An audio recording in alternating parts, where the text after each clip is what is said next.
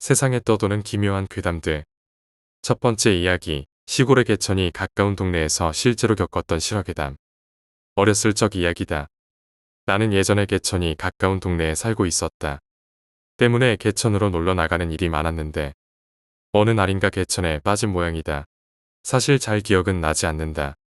당시 6살이었던 데다가 이틀 전 비가 내려 물이 좀 불어있던 터라 한참을 떠내려갔다고 했다. 지나가던 어떤 누나가 구해주었다고 하는데 너무나도 감사한 일이다. 다행히도 개천에 물이 좀 많이 불었어도 유속이 빠르지 않은 편이었고 또한 그나마도 많이 줄어든 터라 여자가 구할 정도는 되었던 모양이다. 거기에 떨어지면서 정신을 잃은 모양인지 물에 빠져 허우적거리지 않아서 물을 덜 먹었고 물에 떠내려가면서 어디에 부딪히지 않은 모양인지 상처도 없었다. 하여간 그 이후로 자주 꿈을 꾸었다. 칠흑 같은 어둠 속에서 새하얀 손들이 촉수처럼 길게 뻗어나와 내 몸을 붙잡는 꿈이었다. 하지만 악몽같이 느껴지지도 않았고 너무 오랜 시간 자주 꿈을 꾸어서 이상하다는 생각조차도 하지 않았다. 몇 년이 지난 후에 부모님은 지방에서 하던 일을 접고 상경하셨고 덕분에 나는 할머니와 같이 살아야 했다. 할머니는 집안의 막내였던 나를 매우 아끼셨고 나도 할머니가 좋았다. 그렇게 한동안 시골에서 살게 되었다. 초등학교에 입학하고 얼마 되지 않았던 당시였는데 그 즈음 시골은 가로등이랄 것도 없었고 시골에는 TV와 냉장고 한 대가 전부였는데 아직도 아궁이를 사용해서 난방을 하고 있었다. 그때 우리 집은 그다지 잘 사는 편이 아니었고 늘상 아파서 골골거렸던 나는 병원을 가도 차도가 없었고 계속 몸이 나빠지자 요양차 시골에 내려가 살게 된 것이다. TV도 별로 볼 게 없고 딱히 밖에서 뛰어다닐 정도로 몸이 좋은 편도 아니라 친척 형들이 사놓은 책을 읽거나 뒹굴거리다 자거나 그랬던 것 같다. 어느 날인가 불 꺼진 아궁이에 불을 지피고 있었다. 딱히 할 일이 없어서 불장난을 했던 것 같다. 소여물로 사용하려고 쌓아둔 웅집에서 지푸라기를 뽑아 사람처럼 만들어서 옆에 잔뜩 쌓아놓고 불에 태웠는데 그때부터 꽤나 얄궂었던 모양이다.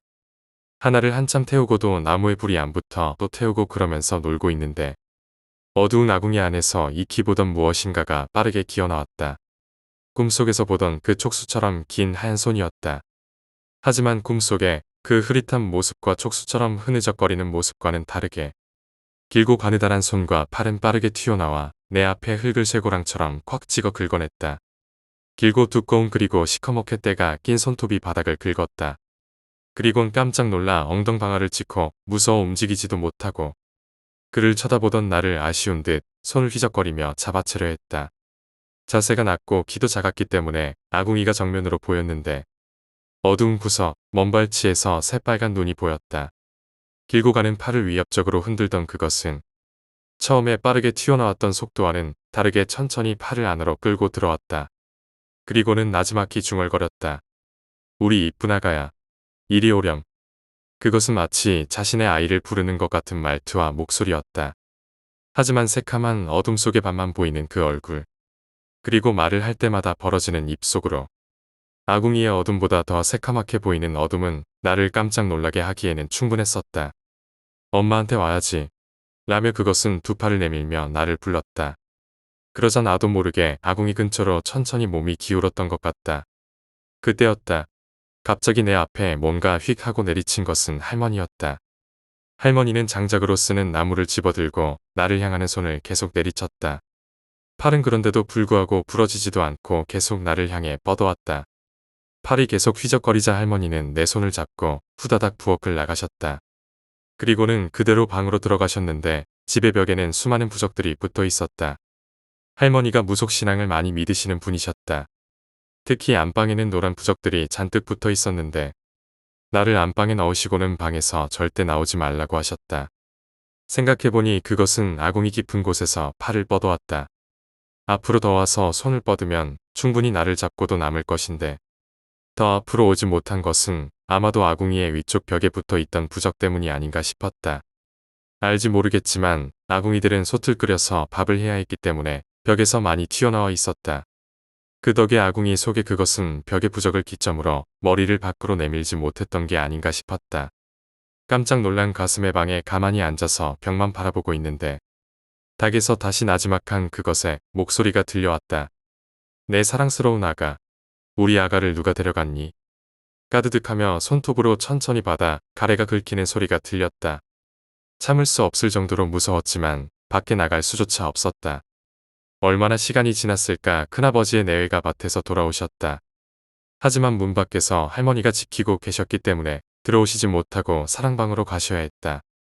당시 할머니는 내게 한없이 인자하신 분이었지만 큰아버지들이나 형들, 누나들에게는 정말 무서우신 분이었고 또한 큰아버지 형제분들이 모두 할머니 말씀이라면 꿈뻑 죽는 분들이었기 때문에 다음 날이 될 때까지 나는 그 빌어먹을 목소리와 손톱으로 바닥을 긁는 소리를 듣고 있어야 했다. 그러다 잠이 들었을까 차가운 바람이 휙하니 들이닥쳤다.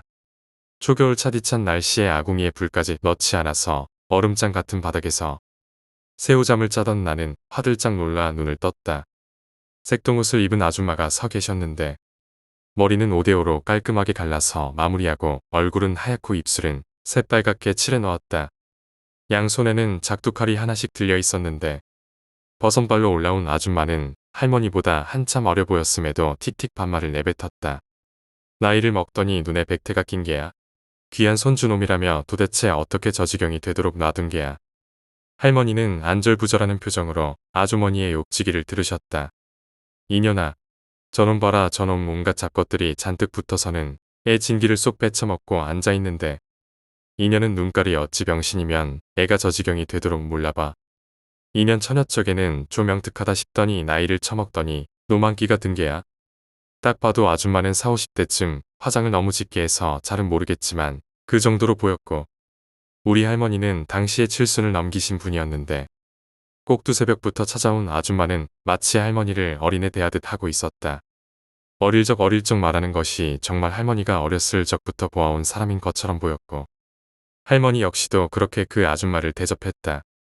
아줌마는 무쇠로 만든 작두칼을 들어 대들보에 꽂더니 일단 저놈한테 붙은 잡것들부터 다 떼어내고 그 다음에 저 빌어쳐먹을 년을 집어넣어야지.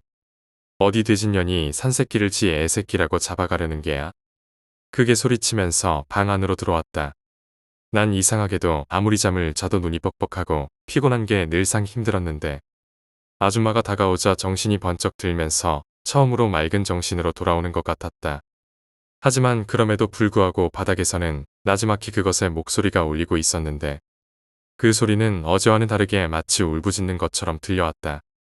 그리고 바닥을 긁는 소리는 더욱 빨라졌고 금세라도 땅을 뚫고 기어나올 것만 같았다. 아줌마는 그런 소리가 들리는지 안 들리는지 내 몸에서 뭔가를 잔뜩 떼어내는 신용을 했다. 대부분 등에서 떼어냈는데 떼어낼 때마다 진짜로 몸이 편해지는 그런 기분이었다. 나이가 나이인지라 그리고 당시 상황이 어떻게 돌아가는지도 판단하지 못하는데 그런 행위에 플라시보 효과를 느낄 정도는 아니었던 것 같으므로 실제로 그 아줌마는 심령술에 뭔가 조예가 깊은 사람이 아닌가 하는 생각이 들었다. 하여간 아줌마는 그렇게 내 몸에서 뭔가 떼어내는 신용을 잔뜩하며 이것들 뭐 일이 많이 붙어 있어? 물귀신 놈들. 이놈이 죽을 놈처럼 보이냐? 여긴 물도 없어. 소리치고는 바닥에 뭔가 떨어져 있다는 듯 주섬주섬 주워들고 밖으로 나갔다. 그리고는 분홍색 보자기에 담는 신용을 하고는 저고리에서 노란 부적을 몇 장 뜯어내어 보자기에 같이 집어넣고 마당에 들고 나가 태워버렸다. 아줌마는 그렇게 보자기가 전부 다 탈 때까지 뭐라고 보자기 앞에서 계속 중얼거리다가 내 손을 붙잡고 부엌으로 갔다. 이년아, 내가 말했지. 부엌에 어린 사내놈들 들어가지 못하게 단속하라고. 정신 말짱한 녀석들도 헛것이 보일 정도로 악독한 년인데 어렸을 때 물에 빠져 뒤질 뻔하고 온몸에 잡것들이 잔뜩 붙은 애새끼가 들어오니 전연이 지랄을 하는 거 아냐. 아줌마는 할머니에게 호통을 치고는 나를 아궁이 앞에 앉히면서 말했다. 앞에 보이냐? 전연이 보여? 여전히 그것은 내게 너무나 잘 보였다. 하지만 이상하게도 이번에는 손을 뻗지 못하고 주저하고 있었다. 하지만 모정의 승리인 건지 뭔지 그것은 다시 손을 뻗어왔다. 그러자 아줌마는 하나 남은 작두칼로 그것의 길고 앙상한 두 팔을 내리쳤다. 그러자 진짜 팔이 푹 잘려나가며 그것은 미친 듯이 소리질렀다. 잘 들어 전혀는 어차피 이 밖으로 못 나온다. 그리고 어린애가 아니면 전현이 접근할 일도 없을 거야. 팔이 속 들어가 씩씩거리며 자신을 쳐다보는 귀신을 바라보던 아줌마는 잘려나간 두 개의 귀신 팔을 들더니 이번에는 작은 관을 꺼내어 그 안에 집어넣고 닫아버렸다. 그리고는 노란 부적을 붙이고 금줄로 동여맸다. 그리고 팔을 잘라냈으니 나중에 또 애들이 들어와도 전현이 손을 쓸 수는 없을 게야. 벽에 붙은 부적만 안 떨어지게 잘해둬. 그렇게 공포스럽던 시골에서의 나날은 지나갔다. 그리고 나중에 알게 된 사실이지만 시골 형들도 부엌에 들어가면 크게 혼이 났다고 했다. 하지만 형들과 내가 나이 차이가 많이 났고 할머니도 슬슬 그것에 대한 기억을 잊은 데다가 형들은 부엌에 들어가도 그것을 본 적이 단 한 번도 없었다고 한다. 할머니도 그 전에 우리 증조할머니에게나 구전으로 들은 얘기라서 나에게 주의를 주는 것을 잊었던 모양이었다. 그리고 몇 년 뒤 할머니가 암으로 돌아가셨고 집은 허물어졌다. 예쁜 양옥집이 만들어졌기 때문에 아궁이도 없고 귀신도 없었다. 당시의 기억은 이제 나 혼자만이 간직한 기억이 되었고 간간히 군대에서 훈련 중 텐트에서 잠이 안 오면 재미로 해주거나 여자친구 놀려줄 때 가끔 하는 얘기가 되어버렸다. 벌써 20년도 더 된 이야기이다. 하지만 내가 이야기하게 된 이유는 밤이면 찾아와 뒤에서 날 천천히 끌어안는 그것 때문이다. 우리 아기, 엄마가 왔어. 보고 싶었지? 엄마랑 가자. 그것은 그렇게 말하며 내 목을 조르고 싶어 했다. 하지만 팔이 없어서 내 목을 조르지는 못하는 것 같다. 그러나 지금도 내 뒤에서 나를 자신의 아이라 부르며 내 목을 조르고 싶어 하는 그것이 이상한 말을 하기 시작했다. 너덜거리는 하얀 소복의 새하얀 몸뚱아리와 뱀처럼 긴 목. 팔뚝 관절 앞부분이 전부 잘려나간 길고 앙상한 팔. 그것은 나를 내려다보며 그동안과 다른 말을 하기 시작했다. 그년이 죽었으니 이제 엄마 팔만 꺼내면 돼. 우리 아가 조금만 기다려. 요즘 그것의 말이 바뀌었다. 줄은 거의 다 풀었어. 이제 종이만 떼어내면 돼. 두 번째 이야기, 도복. 난 뭐 때문인지는 사주나 타로점을 보면 오복이 뛰어나서 죽을 때까지 손에 돈 떨어지는 일이 없고 밥 굶을 걱정, 몸 아플 걱정 없다고 하더라. 물론 자랑은 아니고 끝까지 들어봐. 지금까지 어머니가 어디 가서 물어봤던 거거나 내가 타로점 봤던 것까지 다 포함하면 서너 군데쯤 돼. 그런데 가는 마다 그런 식으로 이야기를 하면서 마지막에 꼭 딴 데 가서 묻지 마세요. 보기 너무 좋아서 아마 일부러 험담해서 부적사라느니 할 수도 있으니까. 이런 식으로 말을 하더라고. 나는 그냥 이놈들이 자기 실력에 자신이 없으니까 그냥 추켜 세워놓고 복채만 받아먹는 거라고 생각했지. 그러다 내가 군 입대 전에 동네에 못 보던 타로집이 생겨났어. 이때가 23대야. 그 집 주인이 30대 중반쯤 돼 보이는데 꽤 예뻤어. 듣기로는 미국에서 대대로 주술이라든지 뭐 이런 계열을 했던 집안인데 그쪽 생활이 너무 질리기도 했고 또 위험하기도 해서 한국으로 넘어왔다네. 그러다 한국에서는 타로가 돈이 벌린다길래 타로로 장사하기 시작했고 사실 타로는 그 사람 전문성의 곁다리 수준이라고 하더라고. 확실히 아주머니가 영어도 유창하고 한국어는 어눌해. 뭐 그딴 건 상관없고 구라든 아니든 그냥 소문이 도니까 관심이 가서 그 집에 가서 타로를 봤지. 근데 그 아주머니가 타로를 봐주면서 예전에 봤던 사람들하고 똑같이 복이 많다고 오복이 뛰어나다고 하는 거야. 그리고 내가 11월 달에 다치는데 그게 나한텐 오히려 좋을 수도 있다더라. 11월이면 내가 입대하고 상병을 찍을 때쯤인데 그게 뭐가 좋은가 하면서 그 일을 잊었어.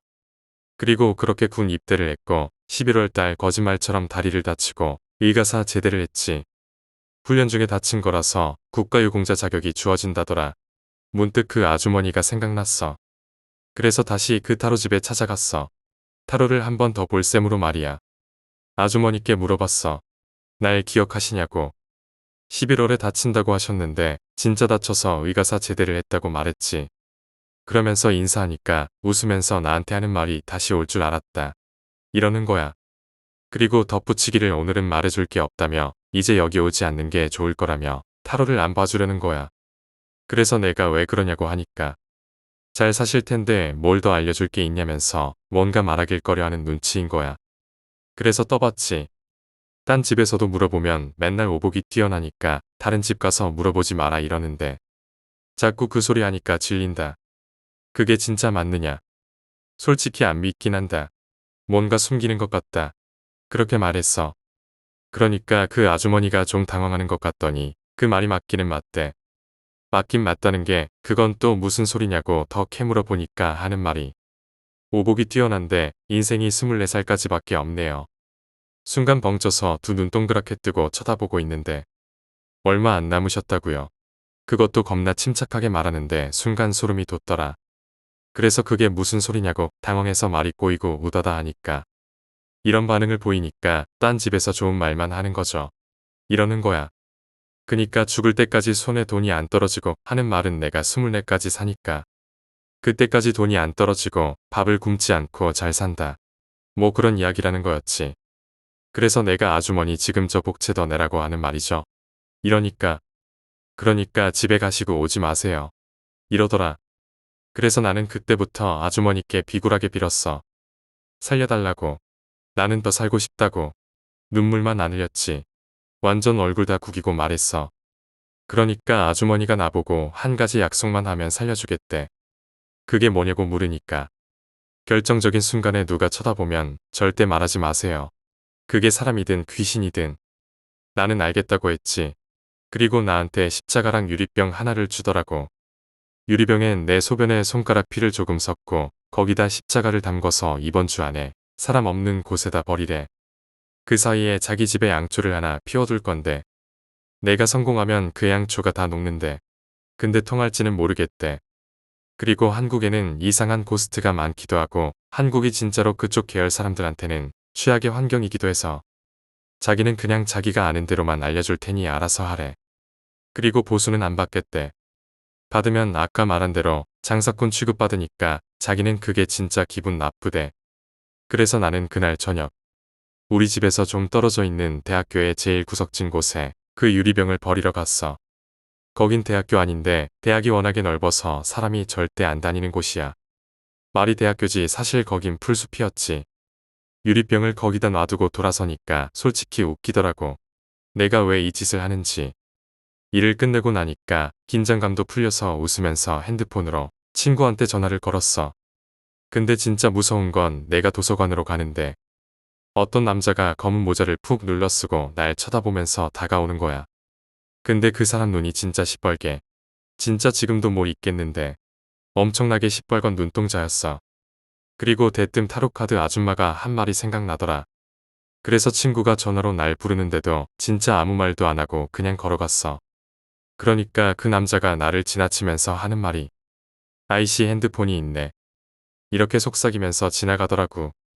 다음날에 그 타로카드 집에 찾아가니까 그 양초 다 녹아서 없고 아주머니가 차 한 잔 주면서 설명해 주길 내 손목에 팔찌가 채워져 있었대. 무슨 링이라고 부르는 것 같던데. 이름은 까먹었고 아기를 가진 존재가 사람들에게 채우는 건데 다행히 그게 자기가 다루는 영역이라 알려준 거라더라. 그리고 자기는 절대 사기꾼 아니니까 다른 사람한테도 그냥 이번 일은 없었던 일이라 치고 말하지 말래. 도와준 게 오히려 거짓말이라고 소문나면 장사 못하니까 그냥 잠자코 있으래. 그리고 얼마 뒤에 자고 일어나니까 엄마가 대뜸 말하길. 그 대학 도서관 앞에서 여대생이 죽었대. 사이코패스에 묻지마 살인이라고. 그리고 1년이 지났고 나는 멀쩡히 살아있어. 그 타로 집에 이제는 안 가지만 작년까지만 해도 자주 갔고 아직도 우리 동네에서 장사하는데 장사가 흥해서 길가에 손글씨 간판도 올렸더라고. 근데 나는 솔직히 그 집에 안 가는 게 더 좋다고 봐. 너무 자세히 알아서 살기 싫어질 수도 있거든. 세 번째 이야기, 귀신 보는 사람들. 제 집안은 종교가 불교이고 가족들이 귀신에 대한 감이 있습니다. 그 중에서도 특히 저희 아버지 쪽 형제분들 중에 작은 고모랑 삼촌이 그러한 감이 특히나 타고나셨는데 그 중에서도 제일 타고난 사람은 작은 고모네 첫째 아들입니다. 저한텐 오빠라고 하는 게 맞겠죠. 그 오빠가 저에게 그동안 해줬던 말들을 생각해 볼 때마다 놀라지 않을 수가 없었습니다. 작은 고모나 삼촌이 선몽을 꾸시는 것만큼 놀라운 일들이 오빠에게는 이미 일상이니까요. 이러한 사람들이 있는 집안에도 여러 안 좋은 일들은 보통 사람들처럼 제법 일어나는 편입니다. 신기하게도 그러한 일들의 앞날을 예측하는 건 작은 고모와 삼촌, 그리고 첫째 오빠였죠. 지금도 가끔 이러한 것들을 접할 때마다 소름이 돋지만 친구들한테도 심심할 때마다 얘기해주는 것이 첫째 오빠가 목격한 귀신 경험담입니다. 제가 중학교 시절 때 삼촌 집에 자주 놀러 갔던 적이 있습니다. 본래 서울에 사셨던 삼촌이 지방에 전원주택으로 옮기셔서 그런지 몰라도 서울에선 볼 수 없었던 풍경과 옆집 강아지를 보는 낙으로 많이 놀러 가곤 했죠. 삼촌집하고 제일 가까운 이웃집이 바로 양옆에 두 채가 있었는데 공통점은 어르신분들이 집주인이라는 것이죠.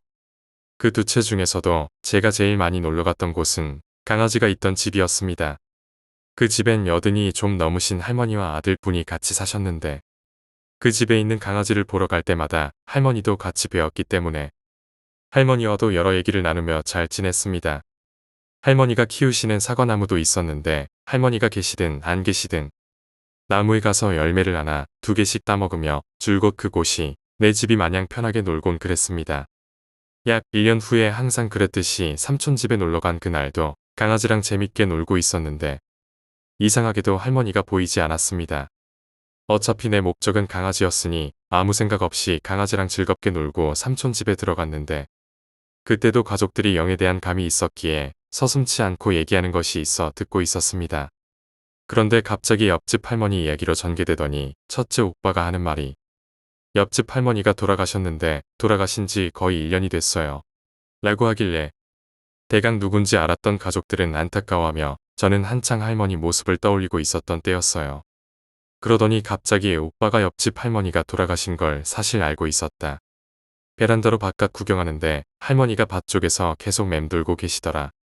이러는 겁니다. 순간 벙쪄있는 상태에서 뭔 말인가 하며 상상을 해보니 그 할머니가 연세가 많으셔서 한창 살아계실 때 지팡이를 가지고 걸어 다니셨습니다. 그런데 그렇게 걸음걸이가 불편하신 할머니가 어떻게 집 주변을 그렇게 빨리 맴돌아 다니시겠습니까? 순간적으로 그건 귀신이었구나 라는 생각과 동시에 온몸에 소름이 돋았고 지금은 할머니 귀신이 보이냐고 물어봤었는데 그때 이후로는 잘 안 보인다고 합니다. 뭔가 한때 저랑 친했던 할머니여서 그런 모습으로 보인다 했을 때 정말 무섭고 소름 돋았었지만 한편으론 오랜 기간 그 집에서 계셨던 할머니의 마지막 모습이라고 생각하니 짠하기도 하더군요. 강아지는 할머니가 돌아가신 이후로 1년 정도 더 살다 죽었고 멀쩡했던 사과나무도 할머니가 돌아가신 이후에 바싹 말라버려 지금은 그냥 흔적만 있습니다. 물을 안 줘도 멀쩡했던 나무였는데 지금 생각해보니 기이하기도 합니다. 네 번째 이야기, 공사 중인 병동.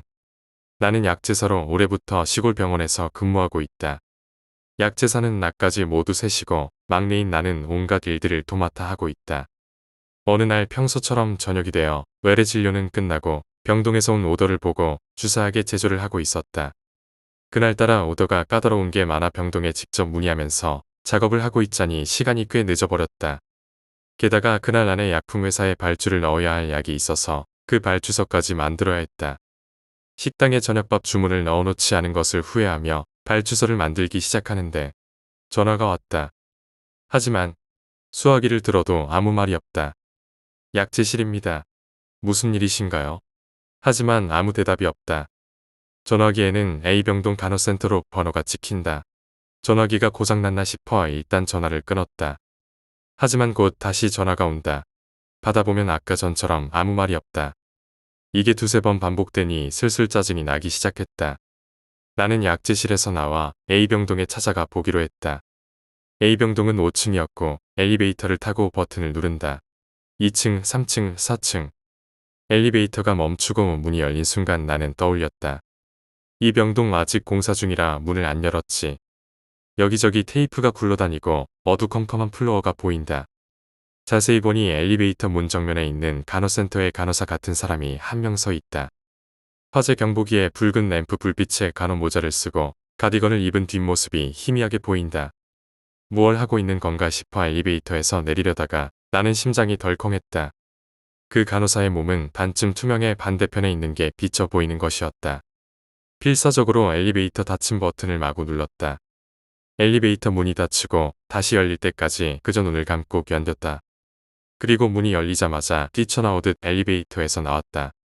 한시라도 빨리 병원을 떠나고 싶었다. 하지만 발주는 해놔야 했다. 약제실로 돌아가 미친 듯이 발주서를 쓴 후 팩스를 넣으려는 순간에 또 전화가 왔다. 벨소리와 함께 붉은 램프가 깜빡인다. 무시했다. 어디서 걸려온 전화인지 보고 싶지 않았다. 팩스가 보내진 걸 확인하고 나는 불도 켜둔 채로 약제실에서 나와 문을 잠궜다. 불 꺼진 약제실의 모습을 보고 싶지 않았다. 다음날 출근하니 사무과 직원이 왜 불을 켜놓고 퇴근하세요? 라고 잔소리를 해댔다. 사과를 하면서 나는 A병동에도 전화가 걸리나요? 라고 물었다. 의료국에서도 같은 문의가 있었는데 아직 공사 중이니까 당연히 전화는 안 되죠. 왜들 그런 걸 물어본단. 그렇다는 것이었다. 오늘 이야기는 여기까지입니다. A병동에서 도대체 누가 전화를 걸었을까요? 아니면 정말로 귀신이 장난이라도 쳤던 걸까요? 5번째 이야기, 사이비종교. 나에게는 친구가 한 명 있었다. 초등학교 때는 6년 내내 같은 반이었고 중학교에서는 2년간 같은 반, 고등학교에서도 1년은 같은 반이었던 녀석이었다. 대학교도 같이 가고 같은 과에 같은 동아리에 있었다. 가장 친하다고 자신 있게 말할 수 있는 친구였다. 가끔 짓궂게 굴기도 했지만 본성은 상냥하고 겁이 많은 정말 좋은 녀석이었다. 대학에 처음 들어가 동아리에 갔을 무렵 이 중에 친구가 있냐고 선배가 물어본 적이 있었다. 그 자리에 15명 정도가 있었는데 있어요. 라고 바로 대답한 것은 우리뿐이었다. 그것도 서로를 가리키고 있었기 때문에 둘이 사귀는 것 아니냐는 농담까지 들을 정도였다. 하지만 우리가 사회에 나오고 4년쯤 되었을까. 그 녀석이 대단히 우울한 얼굴을 한 채 우리 집에 찾아왔다. 뭐라고 하는 것인지 갈피를 잡을 수 없는 이야기를 횡설수설 늘어놓았다. 그리고는 인생의 갈림길에 서 있다며 돈을 빌려달라고 말했다. 나는 돌려받지 못할 각오를 하고 친구에게 돈을 줬다. 그 후로도 2번, 3번 친구는 찾아왔다. 하지만 나는 결코 차갑게 대하거나 친구를 돌려보내지 않았다. 취직이 잘 되지 않을 수도 있다고 생각하고 있었다. 저 녀석의 장점은 내가 누구보다 잘 알고 있으니 언젠가는 반드시 멋지게 성공할 거라고 믿고 있었다. 오히려 세상이 그 녀석의 장점을 몰라주는 것에 화가 날 정도였다. 하지만 4번, 5번, 점점 친구의 모습은 야위어갔다. 아무래도 걱정이 된 나는 친구의 집에 찾아갔다. 문 앞에는 대나무로 만든 촌스러운 장식이 걸려 있었다. 아파트인데도 문패가 무슨 대리석 같은 돌에 새겨진 것에 종이를 끼워 넣는 것이었다. 집에 들어간 후에 나는 더욱 놀랐다. 그 녀석의 집안은 원래 기독교였던 탓에 방에 십자가가 걸려 있는 것은 나도 잘 알고 있었다. 하지만 그 십자가의 모습이 이상했다. 십자가 하단에 갈고리를 붙인 것 같은 이상한 장식이 벽에 곳곳에 걸려 있었다. 마치 내가 초등학교 시절 미술 시간에 만든 것처럼 조악해 보이는 단지도 있었다. 혹시 이 녀석 생활고에 시달린 나머지 이상한 종교에 빠진 것은 아닐까. 그런 생각이 들어 나는 그 단지에 손을 대려고 했다. 손대지 마라. 가오를 빼앗아 갈 생각이냐. 라고 친구가 말했고 무서웠다. 몇 번이나 싸우면서 함께 자랐던 친구였다. 서로에게 화가 나서 말을 하지 않았던 적도 있고 서로 때린 적도 있었다. 하지만 그때처럼 죽일 듯이 노려보는 친구의 모습은 본 적이 없었다. 대충 웃음을 지어 넘겼지만 친구는 내가 집에 갈 때까지 나의 일거수일투족을 계속 지켜보고 있었다. 지금은 시련의 시기야. 신께 선택받은 인간에게 내려지는 고행의 가운데 있는 거다. 이걸 불행하다고 생각하는 놈은 신께 버림받을 거야. 내가 친구라고 불렀던 녀석은 이미 죽은 지 오래였다. 이렇게 해서 우리들의 우정은 어이없게 붕괴됐다. 나는 그 녀석의 부모님에게 전화를 걸어 모든 것을 이야기했다. 이미 친구인 내 말은 듣지 않을 것 같았기에 울면서 두 분께 매달렸다. 그리고 종교 피해 지원 단체와 함께 나는 친구의 집에 가게 되었다. 친구는 온갖 욕을 하며 우리를 악마로 몰아붙였다. 모든 사람을 악마라고 부르며 나는 악마장군이라는 소리를 들었다. 어째서 인간이 저렇게까지 심한 말을 할 수 있을지 몰랐다. 하지만 정작 가장 친한 친구를 이런 식으로 잃고 나니 이제야 알 것 같다는 생각이 든다. 6번째 이야기, 프랑스 파리의 지하 납골당. 프랑스 파리시의 중심인 레알 지구 지하에는 거대한 카타콤이 미로처럼 뻗어 있습니다. 먼 과거 석회석 채석장으로 사용하다가 자원이 고갈되어 폐기된 지하 터널들입니다. 1786년에 레알 시립묘지에 비위생적이고 부당하게 매장된 병자들의 시신으로 인해 질병이 퍼져 고통을 받자 시 당국이 시내에 산지한 많은 묘지들을 모두 파내 유골들을 터널로 옮겨 저장하면서 납골당이 됐습니다. 네트워크로 이루어진 터널은 전체 길이가 300km가 넘고 600만 구의 유골들이 여러 지구로 나뉘어 좁은 통로의 벽과 방에 장작처럼 차곡차곡 쌓여 있습니다. 지하 납골당은 현재 14구 한 곳만 일반인들에게 개방하고 나머지 출입구는 출입이 법으로 금지되어 있습니다. 하지만 때때로 모험을 즐기고 담력을 키우려는 사람들이 하수구나 지하철을 통해 비밀 출입구를 찾아 무단으로 침입하는 사건이 발생하고 있습니다. 파리 시민들 중 일부는 지하 납골당 밑바닥 어디엔가 지옥과 통하는 출입구가 있다고 믿습니다. 그 이유는 정확히 누가, 언제, 어떻게 그토록 많은 유골들을 옮겨 터널의 납골당을 만들었는지 미스테리이고, 납골당 안에서 마귀로 추정되는 괴물들이 탐험가들에게 목격됐기 때문입니다. 최근에 납골당을 무단 침입해 탐사하던 탐험가 한 명이 터널의 깊은 미로 한 곳에서 바닥에 떨어져 있는 캠코더 한 대를 발견하고 수거했는데, 영상에는 누군지 알 수 없는 캠코더 주인이 홀로 깊은 터널을 탐사하며 촬영을 한 기록이 남아 있었습니다. 촬영을 진행하며 납골당을 탐험하던 남성은 갑자기 어둠 속에서 무언가를 목격한 후 캠코더를 던지고 비명을 지르며 어디론가 도주하는 장면이 녹화되어 있었습니다. 동영상 속에서는 벽면의 얼굴 형상이 보이기 시작하고 주인은 무언가를 보고 놀라 캠코더를 떨어뜨리고 바닥에서 괴이한 형상이 갑자기 튀어오릅니다. 그리고는 주인이 공포에 질린 듯 비명을 지르며 달아나는 소리를 또렷하게 들을 수 있습니다. 그가 무엇을 보고 도주했으며 납골당에서 빠져나왔는지 확인할 수 없는 파리 경찰국은 캠코더 주인을 찾으려고 노력했으나 발견하지 못했습니다. 미로 탐험가들은 혹시 그가 전설에 전해오는 지옥문을 찾아다니다 지옥 문지기를 만나 기겁해 도주했거나 끌려간 것 아닌가 걱정합니다. 여러 차례 납골당을 탐험해온 사람들은 주장합니다. 길이가 300km가 넘고 수백 미터 지하로 내려가는 터널 납골당을 인간이 아닌 지옥 마귀들이 만들었다는 전설이 사실일지도 모른다고.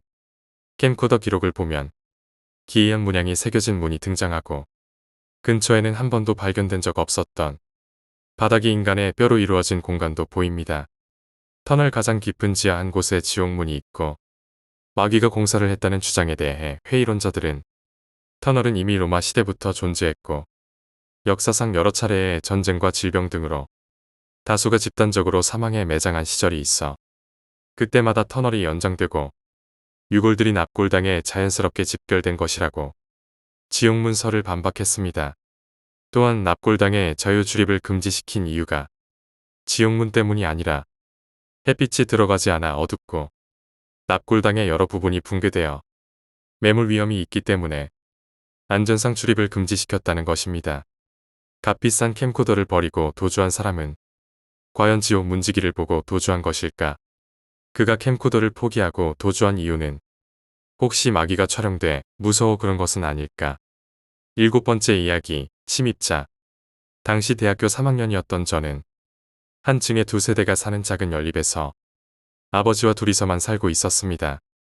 연립이 대칭 구조라 양쪽 집 현관의 간격은 두세 뼘 남짓밖에 안 되었고 방음조차 잘 되지 않았습니다. 종종 옆집 현관문 여는 소리가 마치 우리 집의 문을 여는 소리처럼 들리기도 했습니다. 어느 날 학교 후 집에 혼자 있는데 딸깍딸깍하는 소리가 났습니다. 평소 가족들이 오는 시간이 아니었고 문 열리는 소리도 안 나서 옆집 소리라고 생각했습니다. 열쇠 소리가 계속 나서 조금 짜증났지만 옆집 사람들과는 사이가 좋지 않아 마주치고 싶지도 않았기에 방에 들어가서 TV 소리만 높였습니다. 문이 고장 났으면 빨리 고치지. 방음도 잘 안 되는 거 알면서 무슨 민폐인가 싶었습니다. 몇 시간이 지난 저녁쯤 아버지가 문을 열라고 전화를 하셨습니다. 열쇠를 안 가져오셨나 싶었는데 열쇠 구멍에 열쇠가 들어가지 않아서 전화를 하신 것이었습니다. 집에 오신 아버지께선 손전등을 가지고 와서 문을 살펴보시고 바로 몇 마디 하십니다. 문이 잘 안 열렸으면 열쇠 수리를 바로 해야지. 열쇠 구멍이 싹 다 망가졌네. 집에 아무도 없는 줄 알고 누군가 문을 따고 들어오려고 했던 것 같습니다. 실패로 끝나서 다행이지만 만약 문이 열렸다면 생각만 해도 두렵습니다. 8번째 이야기, 외삼촌 댁의 화장실 괴담. 평소에는 외삼촌 댁에 자주 가지 않았습니다. 외삼촌 댁은 여수라서 서울에서 멀거니와 입시를 준비한다는 핑계 아닌 핑계로 가지 않았던 것입니다. 하지만 작년에 대학에 합격했고 입학 선물도 보내주셔서 한번 찾아뵙지 않을 수가 없게 되었습니다. 그래서 주말 어느 날 시간을 내서 여수로 향했습니다. 여수로 가는 동안 길이 많이 막혀서 예정 시간보다 늦게 도착했습니다. 늦은 것도 문제였지만 가는 동안에 배가 아팠는데 화장실을 제대로 가지 못한 것이 문제였습니다. 도착하자마자 인사를 하고 화장실에 갔습니다. 그런데 문이 잠겨 있었습니다. 누군가 있는 것 같아서 노크를 했습니다. 누군가 있었습니다. 누가 계시는 걸까 해서 주변을 둘러보았습니다. 외삼촌은 계셨습니다. 외숙모도 계셨습니다. 그리고 조카도 있습니다. 다시 노크를 했습니다. 생각해보니 모두 방에 계셨습니다. 누가 있는 걸까요? 혹시나 해서 문을 열었습니다. 이번에는 간단히 문이 열렸습니다. 다행이다 싶어서 바로 들어가 이를 보는데 순간 생각났습니다. 변기에서 문까지 거리가 조금 있었습니다. 앉은 채로는 절대 노크를 할 수 없는 거리였습니다. 우스운 일이지만 다음 날에 집에 갈 때까지 화장실을 가지 않았습니다. 어떻게 참았는지 생각도 안 납니다만 지금도 외삼촌 댁 화장실을 생각하면 으스스한 기분이 듭니다. 9번째 이야기, 히치하이커. 헤드라이트가 비추기 바로 직전에 당신은 그를 발견했습니다. 그는 도로 옆에서 엄지를 치켜든 채 차를 태워줄 사람을 구하고 있었습니다.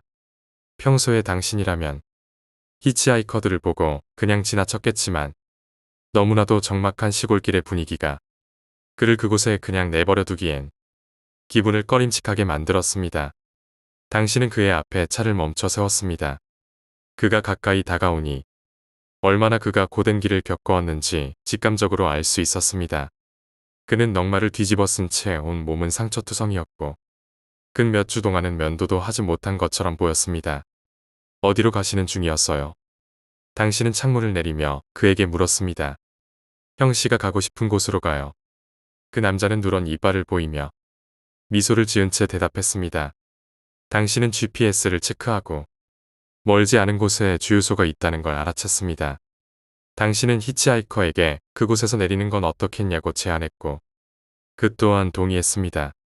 당신이 문을 열자 그는 미끄러지듯이 차 안으로 들어와 바닥에 가방을 내려놓았습니다. 차 안에 퍼지는 냄새에 잠시나마 이 히치하이커를 태우는 것에 대해 다시 생각해보게 만들었지만 당신이 이제는 할 수 있는 거라곤 운전을 하는 것뿐이었습니다.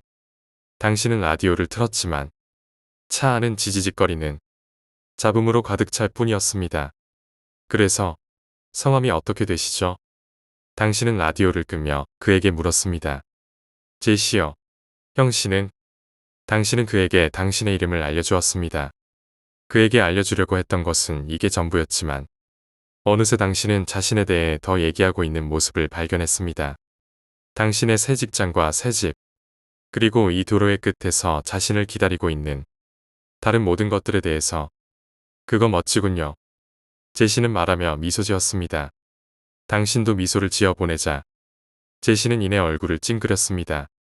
당신은 백미러를 흘낏 쳐다보고 당신의 치아가 누렇게 물들어 있는 걸 발견했습니다. 얼른 당신은 입을 닫았습니다. 내 이가 항상 저렇게 나빠 보였었던가? 길 위에 있으신 지는 얼마나 오래되셨어요? 당신은 물었습니다. 생각한 것보다 훨씬 길게 있었지. 이게 끝나기만을 기다리고 있어. 제시는 창문을 내다보며 말했습니다. 글쎄요. 그렇게 힘들어 보이진 않는데 말이죠. 당신은 그의 깨끗한 셔츠와 청바지를 바라보며 농담을 했습니다. 그의 옷은 당신이 걸치고 있는 거적대기하고는 전혀 달랐지만 무엇인가 친숙함이 느껴졌습니다. 제시가 무언가 중얼거렸습니다. 턱수염은 가려워지기 시작했고 당신은 마지막으로 면도했던 때가 언제였는지 기억해내려 했습니다. 얼굴을 가로지르는 흉터들이 욱신거렸습니다. 차는 점차 속도를 내기 시작했습니다. 당신은 속도를 줄이려 했지만 운전을 하고 있는 건 제시였습니다. 갑자기 차는 주유소의 밝은 불빛 아래에 끼익 소리를 내지르며 멈춰섰습니다. 자, 도착했네요. 제시가 말했습니다. 당신의 작은 단편이 무언가 잘못되었다며 비명을 내질렀습니다. 이건 당신의 차고 당신의 삶이라고. 하지만 당신이 한 거라곤. 차에서 내려 가방을 끌고 길바닥에 나가는 것뿐이었습니다. 행운을 빌어요. 누군가가 곧 당신을 태워주기를 바라겠습니다. 그리고 고마워요. 제시는 차 문을 닫기 전에 말했습니다. 당신은 그가 차를 몰고 떠나가는 걸 지켜본 뒤에 도로를 향해 엄지를 치켜든 채 차를 태워줄 사람을 구하고 있었습니다. 10번째 이야기, 간호학교 괴담. 현직 간호사입니다. 간호학교를 다닐 무렵의 이야기입니다. 전원 기숙사 제도의 학교였기에 뭐가 어찌되었든 선배의 눈에 거슬리면 안 되는 곳이었습니다. 매년 여름마다 2학년이 주최하고 1학년이 받게 되는 담력 시험이 있었습니다. 해부실과 표본실, 그리고 영안실을 순서대로 도는 거죠. 각 방에는 미리 이름을 적은 종이를 놓아두기에 그걸 가져와서 마지막 결승점에서 기다리는 선배들에게 보여주는 겁니다. 나도 1학년 때는 호되게 당했었죠. 해부실이나 영안실은 별로 무섭지 않았지만 표본실은 진짜로 오싹했거든요.